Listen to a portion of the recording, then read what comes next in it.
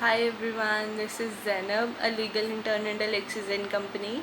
I'm from UPEA School of Law, Dehradun. So in this video, we are gonna discuss about the committee जो बिठाई गई थी for the Gyanvapi mosque management case कि वहाँ पे कोई ऐसा आर्कोलॉजिकल सर्वे करने के लिए कि वहाँ पे पहले कोई टेम्पल था जिसे डिमोलिश करके या एडिशन या ऑल्टर करके मॉस्क बनाया गया। आई टोल्ड यू कि कैसे वहाँ पे इन्होंने 30 रोल पिटिशन था जिसमें ये कंटेंट किया गया पिटिशनर्स के थ्रू कि यहाँ पे पहले एक टेम्पल था like 2000 years old Lord Vishwakarma का कोई टेम्पल था जिसे औरंगज़ेब ने 1969 में तोड़कर मॉस्क बना दिया था।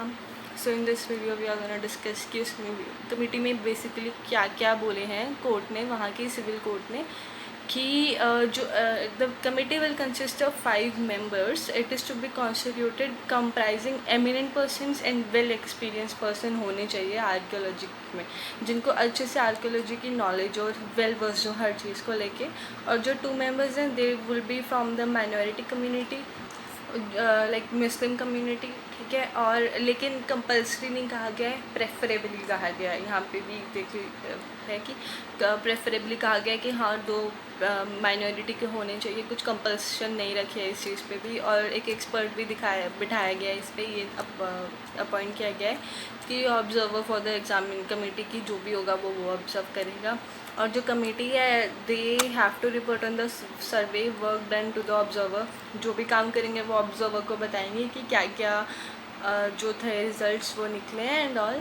तो 5 मेंबर्स की कमेटी तो है ही है, ठीक है। उसके साथ साथ एक ऑब्जर्वर एक्सपर्ट है जो इन सबको ऑब्जर्व करेगा और आगे पूरा गाइड करेगा कैसे करना है। मतलब प्रॉपर एक्सपर्ट बिठाएगा कि उन 5 को भी ऑब्जर्व करने के लिए एक पर्सन होना चाहिए। तो will talk now about the purpose of this committee. तो in the last video also I discuss कि the purpose basically is to find out whether there is a religious structure standing at the disputed land, whether it is a superimposition, alteration or addition, or if there is any structure overlapping in that monument or any other kind of religious structure। कुछ भी अगर है तो बताइए।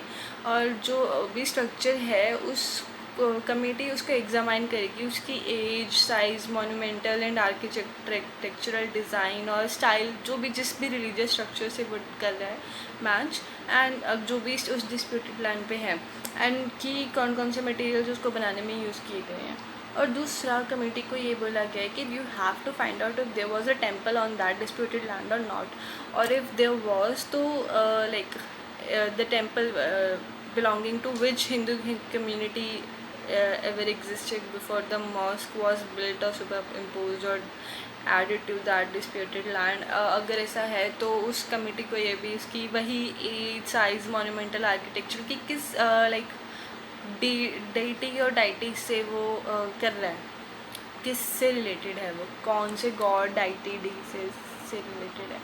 लेकिन इसके साथ साथ ही कंडीशंस भी रखी गई थी बाय द सिविल कोड, जिसमें ये बोला गया कि जो सर्वे के टाइम पे जो भी आर्टिफैक्ट्स मिलेंगे उनको प्रॉपर्ली प्रिजर्व किया जाएगा, चाहे वो प्लेंटिफ के हों चाहे वो डिफेंडेंट के हों, अच्छे से प्रिजर्व किया जाएगा। और सर्वे के टाइम पे वहाँ पे मुस्लिम्स को नमाज़ पढ़ने के लिए भी अच्छे से like to offer namaz, no disturbance should be there and they should not be prevented from offering namaz at that disputed side. इसके साथ साथ ये भी बोला गया कि if the same is not practical, कि वहाँ पे सर्वे के चलते अगर वहाँ पे नमाज नहीं पढ़ पा रहे हैं तो committee will provide an alternative site या land to the Muslims which is suitable to offer नमाज at any other place within the presence of that mosque only. इसके साथ साथ ही कोर्ट ने कहा कि आपको इस चीज़ के लिए भी अवेयर होना चाहिए regarding the sensitivity of the matter related to Hindu and Muslims. You know कि ये चीज़ कितनी बड़ी हवा बन जाती है कुछ भी बात पे। सो कोर्ट सेड कि इसको सेंसिटिविटी इसकी रखनी है, दोनों को इक्वल रिस्पेक्ट भी देनी है, ऐसा कुछ नहीं करना है जिससे दोनों को इश्यूज़ हों। और ये भी बोला है कि सर्वे के टाइम पे जो भी एविडेंसेस और जो भी चीज़ें आ रही हैं दे शुड नॉट बी टैम्पर्ड और प्रॉपर सिक्योरिटी होनी चाहिए। It would be diploid everywhere, मतलब अच्छे से होना चाहिए। सो आफ्टर द रिपोर्ट ये बोला गया कि committee will provide it in the sealed cover without undue delay, और जिसकी लास्ट डेट है इट इज़ 31 मई 2021 दी गई है, जो जा चुकी है। सो अभी देखते हैं क्या बना है उसमें। तो इसके साथ साथ ही मतलब आई थिंक कि जो ज्ञानवापी मौसी कमेटी है they can appeal to Supreme Court also, because अभी रिसेंटली जो सुप्रीम कोर्ट ने नोटिस किया to centre as places of worship act challenge के लिए। तो ये जो वर्शिप एक्ट है इसको लाया गया था बाय नरसिम्हा राव, और बेसिकली इस एक्ट में ये कहा गया जब ये 1991 में आया कि हमारी इंडिपेंडेंस जब आई थी 1947 में, उसके बाद जो भी प्लेसेस हैं उनके जो भी नेम्स हैं उनको चैलेंज नहीं कर सकते आप उनके किसी भी ग्राउंड्स पे। तो हो सकता है कि मे बी कमेटी वो सुप्रीम कोर्ट जा सकती है इसको चैलेंज करते हुए। लेट्स सी क्या बनता है, क्योंकि वो एक्ट साफ मतलब प्रॉपरली बोल रहा है कि आप उसके अंदर चेंजेस नहीं कर सकते, ऑल्ट्रेशन नहीं कर सकते, उसके नाम में या उसके अंदर की चीज़ों की कुछ चैलेंज नहीं कर सकते, ना पिटिशन डाल सकते हैं।